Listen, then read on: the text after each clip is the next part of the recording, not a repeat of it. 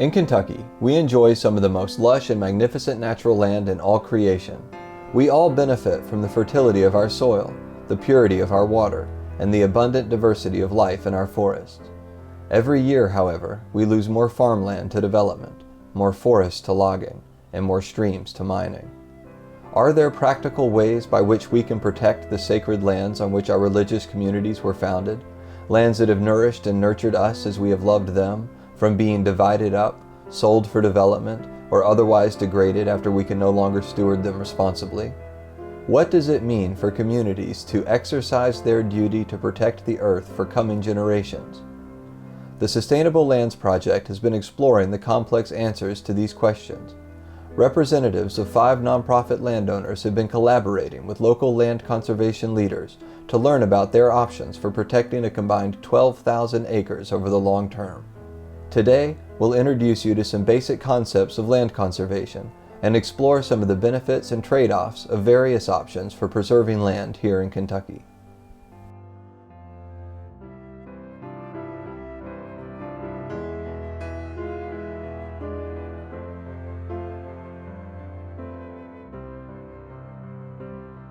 Large landscape corridors are sizable blocks of protected areas that connect animal and plant habitats in a regional area. Large landscape conservation advances the concepts of ecology, connectivity, biodiversity, wildlife corridors, and comprehensive landscape conservation. One of the best known large landscape corridors in the United States is the Florida Wildlife Corridor, which allows natural animal migration through the Everglades. There are currently several large landscape corridor projects taking place in the region. The most relevant is the Bernheim-Fort Knox corridor. While the plans for the Bernheim-Fort Knox corridor currently don't extend south beyond Fort Knox, protection of the sustainable land group properties could create the opportunity for future connectivity from that Fort Knox area south towards existing and proposed landscape corridors.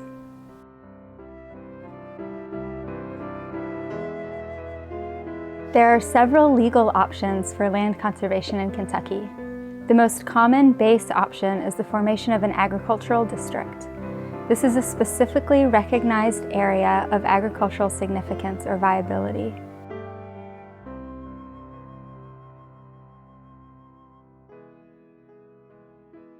An agricultural district can help in protecting against certain local zoning changes and assist landowners in qualifying for special agriculture programs.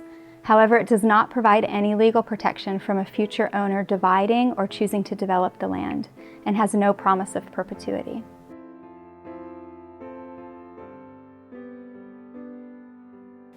The second legal option for land conservation is a deed restriction. A deed restriction designates certain land rights that are limited for any future owner of the land.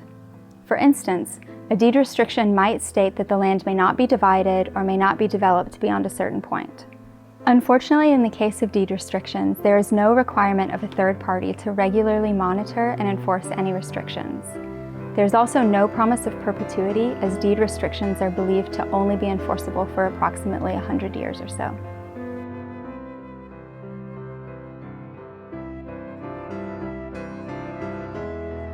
The third legal tool for land protection is a conservation easement. A conservation easement is a legal document that runs with the land in perpetuity. Landowners voluntarily place these documents on their property to protect resources, such as productive agricultural land, ground and surface water, wildlife habitat, historic sites, or scenic views. Through the conservation easement, landowners authorize a public agency or a qualified conservation organization, like a land trust, to monitor and enforce the restrictions set forth in the agreement. Conservation easements are flexible documents tailored to each property and the needs of individual landowners. The landowner usually works with a conservation organization to decide which activities should be limited to protect specific resources. Conservation easements give people the assurance that the places they love will be protected forever, and they are the only current legal tool that promises permanent protection.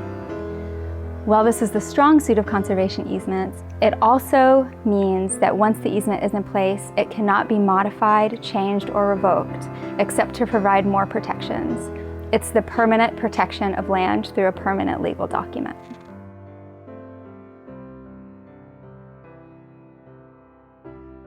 For a landowner with a working farm or natural lands, the impact of conserving the land typically has very little, if any, effect on the current or existing use of the land. The benefits of permanent conservation are that the land is protected for future generations, and any current owners who sell their land can rest assured that the land will continue to be stewarded in a certain manner, regardless of organizational or ownership changes.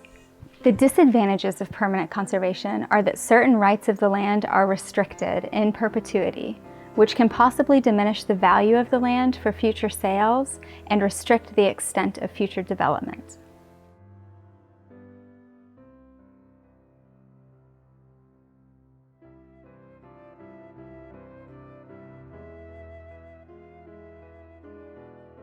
Landowners hold numerous rights, the most prominent ones being the right to divide the land, the right to sell the land, the right to construct buildings, the right to tear down buildings, the right to pave, like as in roads or parking lots over the land, the right to mineral extraction, the right to manage landscape, the right to farm or harvest products like logging, the right to hunt, and the right to commercial activities and uses. A permanent conservation easement gives up a varying number of rights dependent upon the intent of the landowner and the conservation organization involved in creating the agreement. Conservation easements are flexible and are tailored to each property and the needs of individual landowners.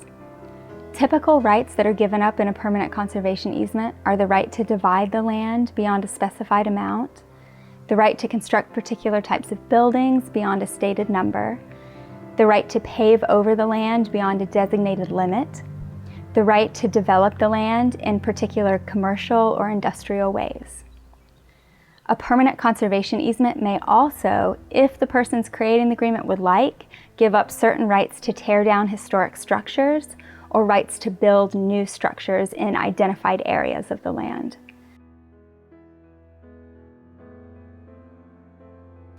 As part of the easement drafting process, each of the potential rights are looked at and decided upon based upon the importance by the landowner and the conservation organization.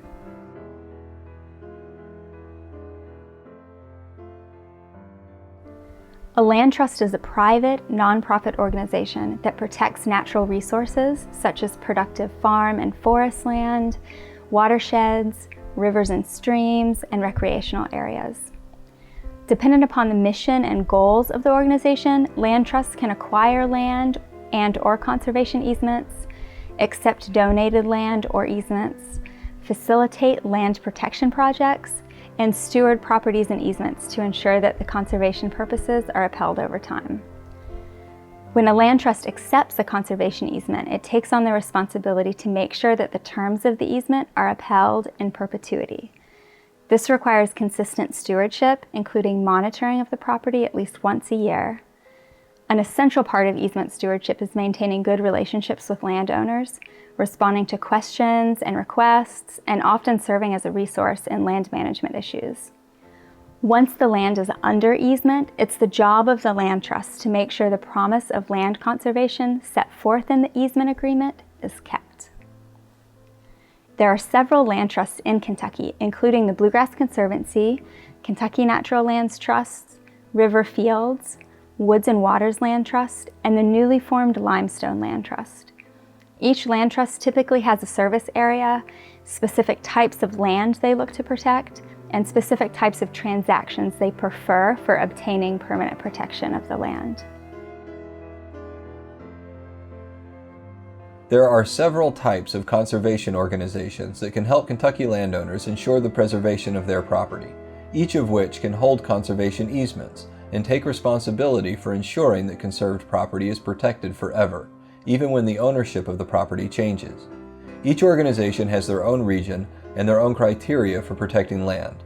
For example, the Bluegrass Conservancy primarily protects farmland in the Bluegrass region, while the Woods and Waters Land Trust focuses on natural wooded land along the Kentucky River Basin. Although it may be possible to find one organization that can meet all of your needs, it's more likely that you'll have to collaborate with a few organizations to address the needs of such a diverse assortment of land uses and landowners. There are potential costs associated with protecting your land, such as legal fees or surveying expenses, but those costs vary from one approach to the next, and some organizations are able to help landowners avoid all of those expenses entirely, and sometimes conservation can even turn a profit. Although tax-exempt groups obviously can't benefit from the tax breaks for land conservation, there are still grants and other programs available to help fund land protection. Of course, the greatest payoffs of land conservation won't even come in our lifetimes, but we honor God when we protect His creation, and we can leave no greater gift to future generations.